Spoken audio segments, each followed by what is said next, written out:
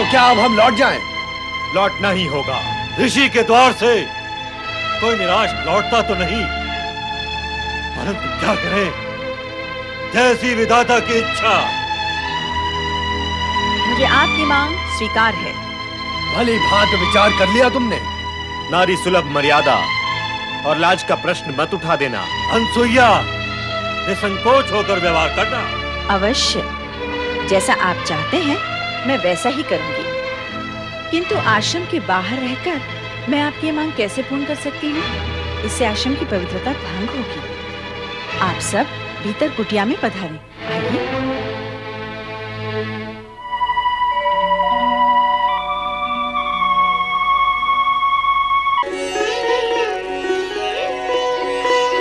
भिक्षाम दे, भिक्षाम दे, भिक्षाम दे, भिक्षाम दे, भिक्षाम दे। साधुजनों को प्रणाम। कल्याण भव। साधु महाराज, मैं अभी अभी बाहर से आई हूँ। आप कुछ समय के लिए प्रतीक्षा करें, मैं तुरंत आपके लिए फलाहार का प्रबंध करती हूँ। देवी, भिक्षा प्राप्त करने से पूर्व हम अपने नित्य नियम का पालन करेंगे। अपने नियमों के अनुसार हम उसी गृहिणी से भिक्षा ग्रहण करते हैं जो निसंकोच होकर हमें भिक्षा दे। अर्थात यही कि पर पुरुष जैसा व्यवहार न करके लाज, मर्यादा और संकोच को त्याग कर हमें भिक्षा दे। ये कैसे संभव है? विचित्र मांग है आप तीनों की। कोई भी पतिव्रता सन्नारी इस प्रकार की स्थिति के लिए कभी तैयार नहीं होगी। भला भला पर पुरुषों के सामने कोई भी स्त्री अपनी लाज और मर्यादा का त्याग कैसे कर सकती है? आप निसंकोच व्यवहार की अपेक्षा क्यों करते हैं मुझसे? लाज और मर्यादा तो नारी के आभूषण होते हैं, और आप आभूषणहीन रूप में मुझे क्यों देखना चाहते हैं? लगता है आपके मन में कोई खोट है। हमारे प्रति शंका और संदेह रखने वाले को हम अपने क्रोध की ज्वाला से तुरंत भस्म कर देते हैं। हम सच्चे तपस्वी हैं।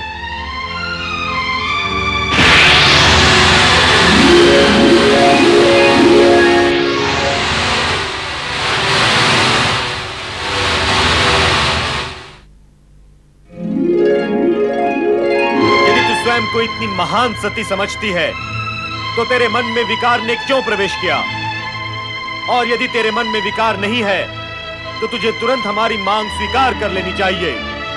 बुद्धि भ्रमित नारी, ये मत भूल, यदि तूने हम तीनों महात्माओं को बिना भिक्षा दिए लौटा दिया तो इसका परिणाम, विनाशकारी परिणाम तुझे जीवन भर भुगतना होगा। नहीं साधुजन, नहीं। आप रुके। क्यों रुके? क्या अपना अपमान करवाने के लिए रुके? जब हमारी मांग पूरी नहीं हो सकती तो हम क्यों रुके? किंतु साधु द्वार पर आकर लौट जाएं, ये तो उचित नहीं है। उचित अनुचित का विचार करने वाले हट नहीं क्या करते अनसुईया?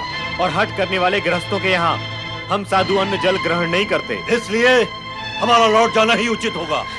ऐसा अनर्थ ना करे साधुजन। अनर्थ से बचना चाहती हो तो हमारे शब्दों का अर्थ समझो। अर्थ समझ लेने के पश्चात उन शब्दों पर आचरण भी करो। इसी में तुम्हारा कल्याण है अनसुईया। हमारी मांग स्वीकार कर लो। शीघ्र ही ऐसा अवसर आएगा जब तुम ब्रह्मा, विष्णु, महेश इन तीनों की माता बनोगी। मैं माता बनूंगी?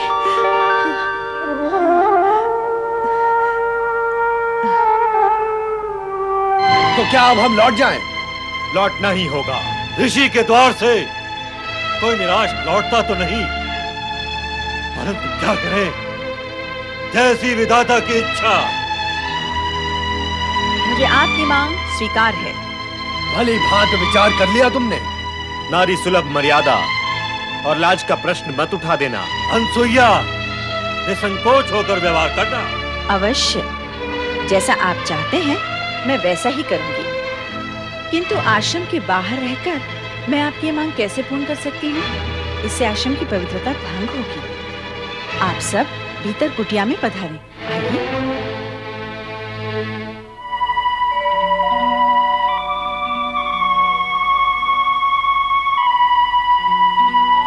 स्वामी, ये त्रिदेव मेरी परीक्षा लेकर मेरी मनोकामना पूर्ण करने आए हैं। मैं तभी इनके सामने अपनी लाज, मर्यादा और संकोच का त्याग कर सकती हूँ जब ये तीनों नवजात शिशु बनकर मुझे माता के रूप में निहारें।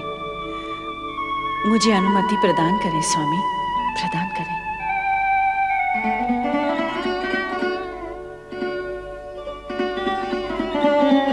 पधारे महात्मागण, अपना आसन ग्रहण करें। तत्पश्चात मैं आपके आदेश का पालन करके आपकी मांग पूर्ण करूंगी। मेरी लाज, मर्यादा और पतिव्रत धर्म की रक्षा हो।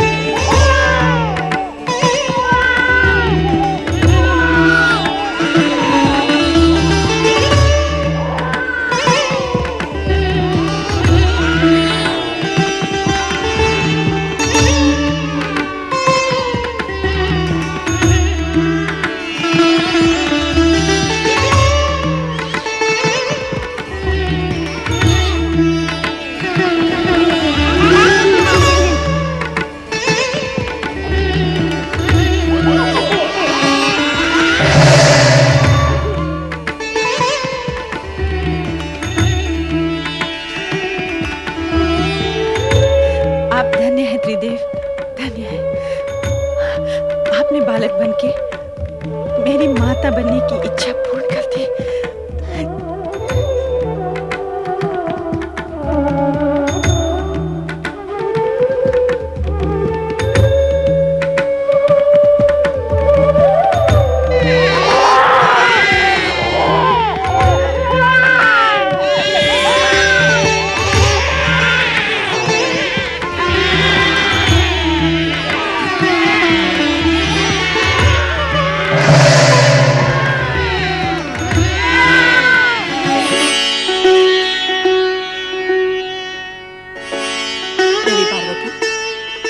आप चिंतित लग रही हैं। हाँ देवी लक्ष्मी, विषय तो अनुसुईया के सतीत्व की परीक्षा का था, किंतु अब वह चिंता तक आ पहुंचा है। चिंता का कारण क्या है देवी?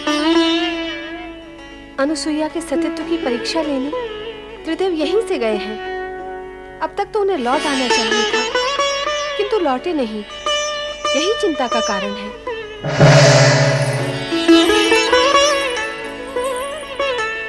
आओ देवी सरस्वती, आपका स्वागत है। स्वागत कर रही हो, किंतु उदास हो। लगता है विषय वही अनुसुईया के महान सती होने का है।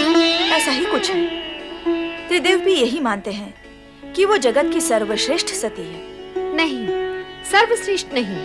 नहीं, हाँ, वो चाहे जितनी बड़ी सती हो, हमसे बड़ी सती नहीं हो सकती। हम भी यही कहती हैं। हाँ, हमारा भी यही मानना है कि वो हमसे बड़ी सती नहीं हो सकती है। नारायण नारायण। त्रिदेवियों को नारद का प्रणाम।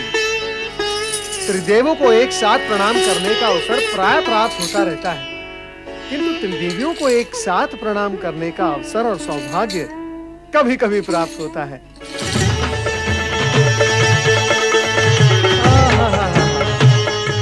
आज कैलाश पर त्रिदेवी सम्मेलन है।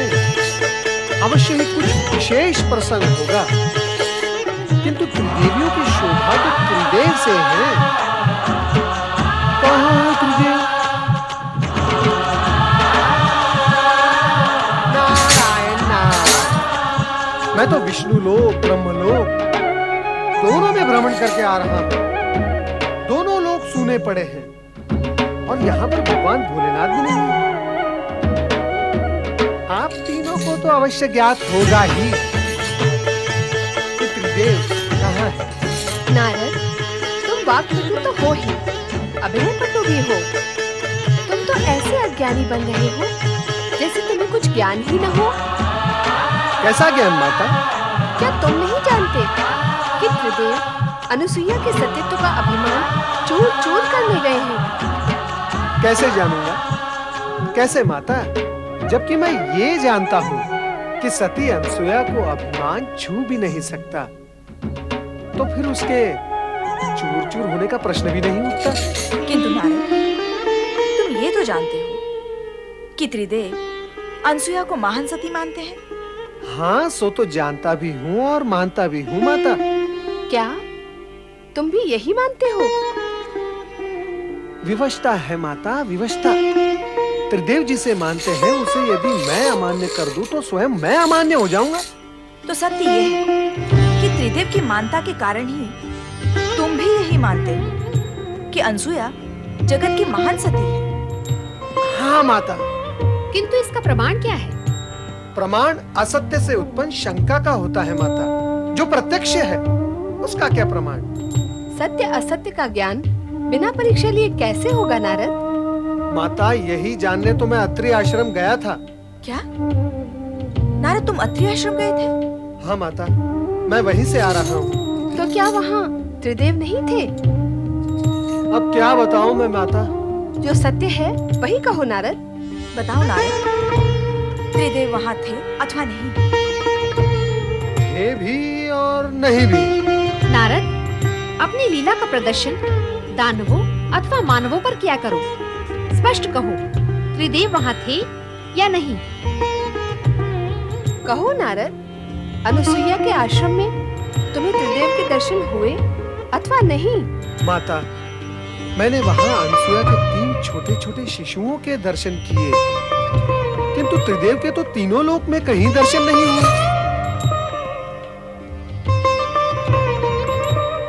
ये क्या? कहाँ गए वे तीनों? नारद, तुमने ये क्यों कहा कि त्रिदेव वहाँ थे भी और नहीं भी? नारायण नारायण। माता, मैं तो कण-कण में प्रभु के दर्शन करता हूँ। सती अनसुया के उन तीनों शिशुओं में भी मैंने त्रिदेव के दर्शन किए। बस इसीलिए कह दिया कि वे वहाँ थे।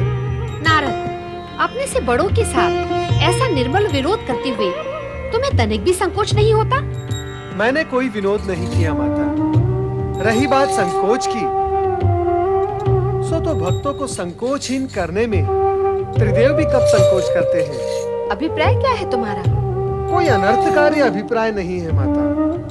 सरल और स्पष्ट अभिप्राय है कि जब तक भक्त निसंकोच होकर त्रिदेव से वरदान नहीं मांगते, तब तक त्रिदेव भी निसंकोच होकर भक्तों को वरदान नहीं देते। तो तुम्हारा अभिप्राय है कि त्रिदेव अनुसुईया को निसंकोच होकर वरदान देने गए हैं? माता, कहा न मैंने कि मैंने त्रिदेव को तीनों लोक में कहीं नहीं देखा। तो फिर गए कहाँ? माता, आप तीनों मुझसे और मैं आप तीनों से यही प्रश्न पूछ रहा हूँ कि वे गए कहाँ? नारद, तुम जब अत्रि आश्रम गए थे तो तुमने अनुसुईया से उनके विषय में नहीं पूछा? तो क्या अनसुया ने 3 शिशुओं को एक साथ जन्म दिया है? हमें तो इस विषय में भी कुछ ज्ञान नहीं था कि अनसुईया माँ बनने वाली है। पर माँ बनने वाली इतनी कठोर तपस्या कैसे कर सकती है? नारायण नारायण, कहीं ऐसा तो नहीं हुआ कि सती अनसुया की परीक्षा लेने गए त्रिदेव को स्वयं परीक्षा देनी पड़ गई हो? नारायण नारायण, अर्थात पृथ्वीलोक की भाषा में उन्हें कहीं लेने के देने पड़ गए हो। और फिर ये आवश्यक भी तो नहीं कि सदा त्रिदेव परीक्षा देने पर उत्तीर्ण ही हो जाए। नारद, तुम हमारी चिंता कम करने की अपेक्षा उसे बढ़ा ही रहे हो। माता, यदि मेरे वश में होता तो मैं आप तीनों की चिंता कम क्यों करता? नारायण नारायण, अर्थात जड़ मूल से मिटा ही न देता। पर क्या करूं माता, विवश हूं। नारद, ऐसा लगता है कि तुम हमसे कुछ छिपा रहे हो। छिपने वाले तो छिप ही गए माता, मैं क्या छिपाऊंगा? नारद, तुम तो त्रिकालदर्शी हो। दिव्य दृष्टि से देखकर बता कि इस समय त्रिदेव कहाँ है। दिव्य दृष्टि और दिव्य शक्ति से तो आप तीनों भी संपन्न हैं माता। फिर आप ही स्वयं अपनी दिव्य दृष्टि का उपयोग करके देख लें कि आपके पति कहाँ हैं, कैसी स्थिति में हैं और क्या कर रहे हैं। अब तो हमें यही करना होगा।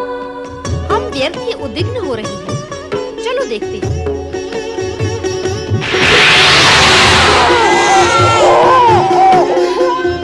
क्या तुम दोनों ने वही देखा जो मैंने देखा? यही प्रश्न मैं करने वाली थी। यही प्रश्न आप दोनों से मैं भी कर रही थी। क्या प्रश्न है आप तीनों देवियों का? तनिक मैं भी तो सुनूं। नारद, सब कुछ जानते हुए भी तुम अंधे की बनते हो। क्या तुम नहीं जानते कि अत्रि ऋषि के आश्रम में अनुसुईया के पालने में त्रिदेव शिशु बनकर पै पै कर रहे हैं? पै पै नहीं, ए कर रहे हैं। पै पै भी नहीं और ए भी नहीं, उआ उआ करके रो रहे हैं। नारायण नारायण, सभी ने अपने अपने पतियों को शिशु रूप में रोता देख सुन लिया।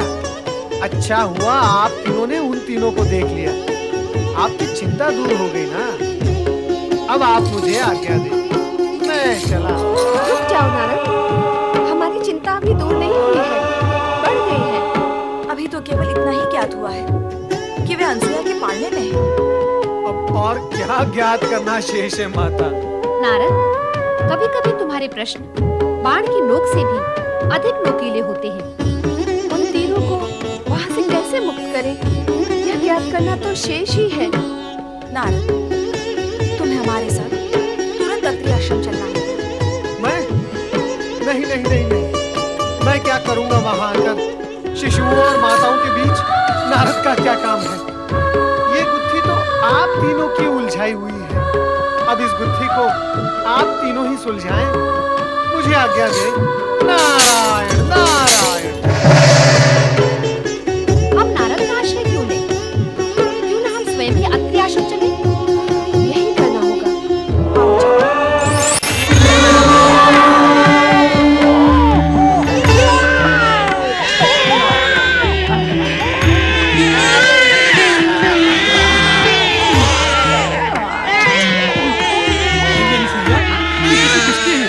कहाँ से आए?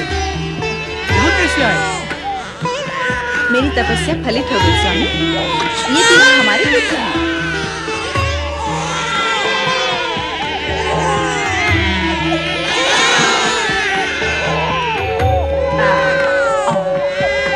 ऋषिवर अत्रि,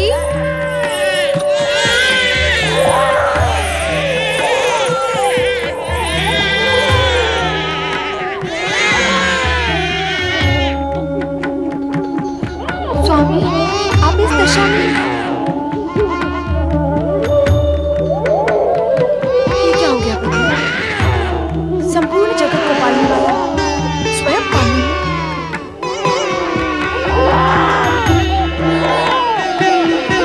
ये कैसे हुआ ब्रह्मदेव?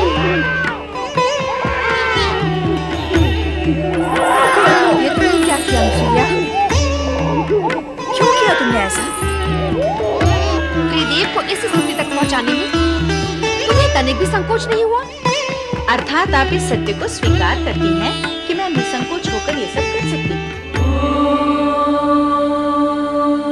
तो विचार करें कि संकोच करते हुए मैं जो करती उसका रूप स्वरूप क्या होता। अभिप्राय क्या है तुम्हारा? अभिप्राय तो कभी कुछ भी नहीं था मेरा। अभिप्राय तो आप तीनों देवियों का था, जिसे लेकर आपके पतिगण मेरी परीक्षा लेने आए थे।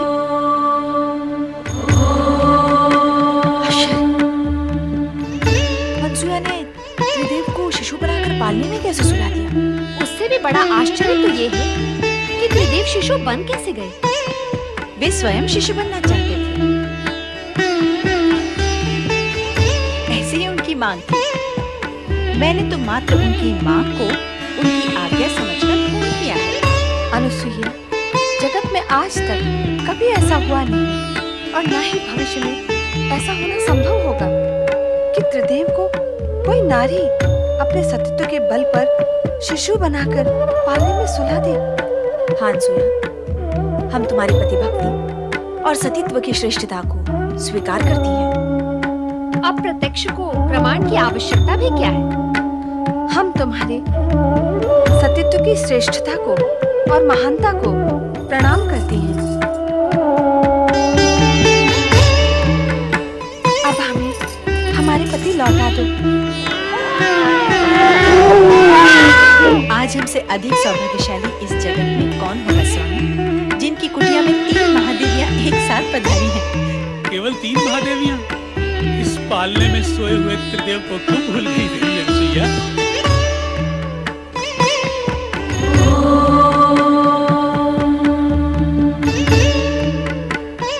ऋषिवर, कृपा कर अनुसुईया से कहें कि वे त्रिदेव को उनके मूल रूप में प्रकट करें। क्या त्रिदेव स्वयं ऐसा नहीं कर सकते? नहीं, अनसुया की सतीत्व की शक्ति ने उन्हें शिशु बनाया है। अब वही शक्ति उन्हें मूल रूप दे सकती है। त्रिदेव कभी भी अपने भक्तों की शक्ति के विरुद्ध अपनी शक्ति का उपयोग करके उनको अपमानित नहीं करते, कारण कि भक्तों के पास भी त्रिदेव की ही शक्ति होती है। यदि त्रिदेव को अपनी शक्ति का प्रयोग करना ही होता तो वे शिशु बनते ही क्यों? अनुसुईया के सतीत्व की श्रेष्ठता का सम्मान का ध्यान रखकर अब वे अपने मूल रूप में स्वयं नहीं आएंगे।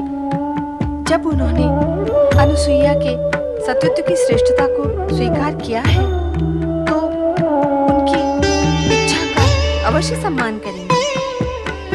अतः ऋषि, आप ही अनसुया से कहें कि वे त्रिदेव को अपने मूल रूप में प्रकट करें।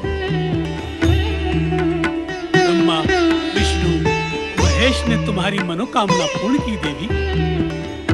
यदि तुम इन्हें शिशु बनाकर रखोगी तो संपूर्ण जगत की व्यवस्था और स्थिति अस्त व्यस्त हो जाएगी। त्रिदेव को उनका मूल रूप प्रदान करो देवी अनसुईया।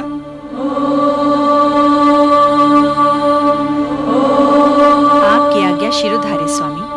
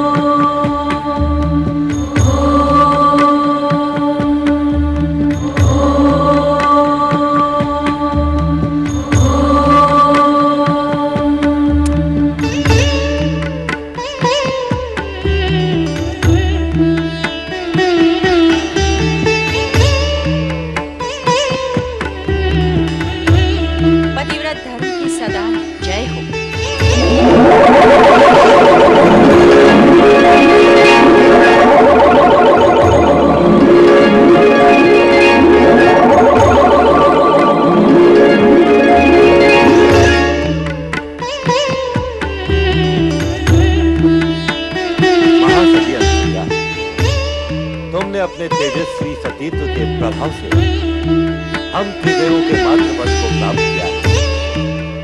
हम तुम्हें माता के रूप में प्रणाम करते हैं।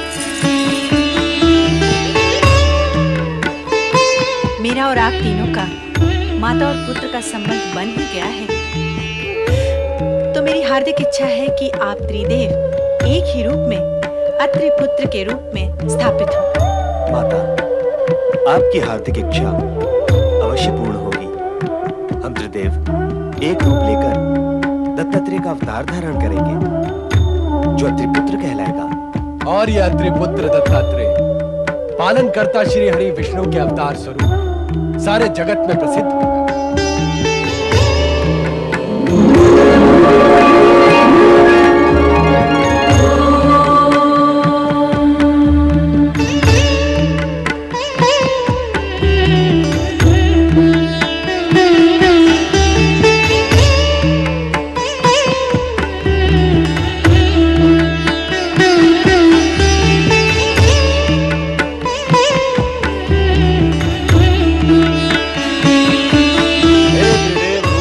दत्तात्रेय, आप हम त्रिदेवों की सम्मिलित शक्ति के धारक होते हुए सौम्य, शालीन, परोपकारी एवं शांत प्रकृति के हैं। और भगवान दत्तात्रेय एवं विष्णु अवतार के रूप में आपकी कीर्ति दिग दिगंत तक व्याप्त रहेगी। हे अत्रि अनुसुईया पुत्र, आप संसार में भक्ति, ज्ञान, वैराग्य और सद्भावना का प्रकाश प्रकाशित करेंगे।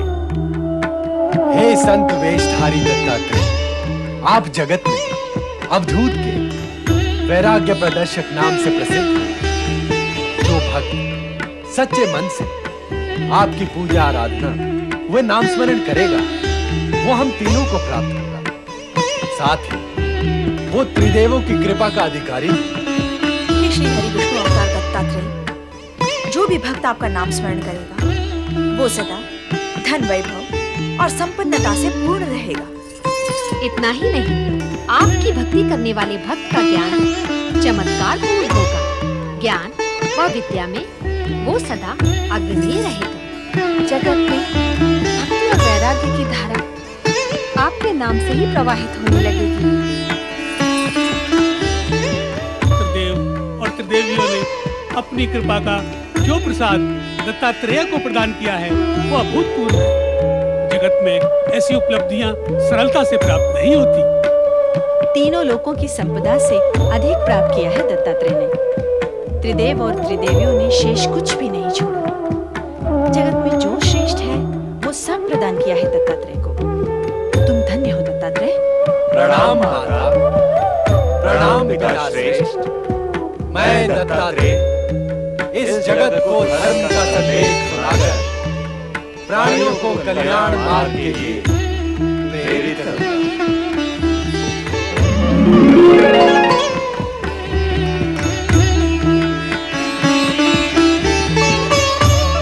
माता, आप उदास न हो।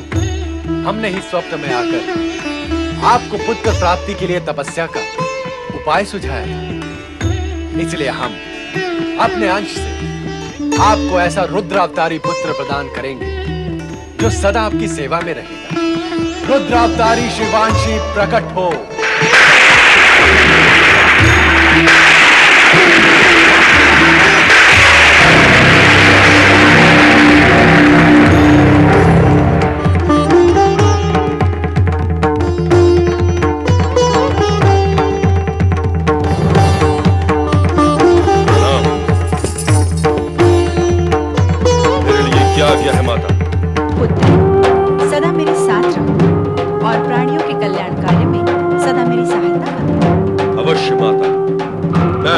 का पालन करूंगा, पर साथ ही साथ उन दुष्कर्मियों को दंड भी अवश्य दूंगा माता, जो नीति, नियम और धर्म का पालन नहीं करेंगे और हमारे सम्मान को ठेस पहुंचाएंगे।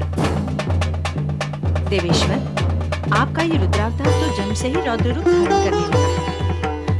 इसे कहिए कि अपने क्रोध पर अंकुश रखिए। रुद्रावतारी शिवांशी, यदि तुमने अपने क्रोध पर संयम नहीं रखा तो जनसाधारण तुम्हें शिवांशी न कहकर दुर्वासा के नाम से पुकारेगा। जनसाधारण मुझे क्या पुकारेंगे इसकी मुझे तनिक भी चिंता नहीं है प्रभु। मैं तो मात्र इतना चाहता हूँ कि वे दुष्कर्मी मुझसे भयभीत हो, ताकि वे पाप कर्मों से बचे रहें। स्वामी, आपने स्वयं मुझसे कहा था कि आप ऐसे रुद्रावतार को प्रकट करना चाहते हैं जिसके भय से लोग अनाचार तथा अत्याचार करने से बचे रहें। अब शिवांश को अत्रि अनुसुईया के पुत्र के रूप में प्रकट करके वह कथन सत्य कर दिखाया। पुत्र, तुम्हें देखकर ऐसा प्रतीत होता है कि अपने स्वभाव के कारण तुम दुर्वासा के नाम से ही प्रसिद्ध होगे। आपके वचन सत्य सिद्ध होंगे माता पार्वती। अब मुझे आज्ञा दे, मैं देहाग्नि से तप रहा हूँ, शीघ्र स्नान करके शांत होना चाहता हूँ। माता अनसुईया, मैं स्नान करके लौटूंगा, मेरे लिए भोजन की व्यवस्था अवश्य करो। अब हमें आज्ञा दीजिए।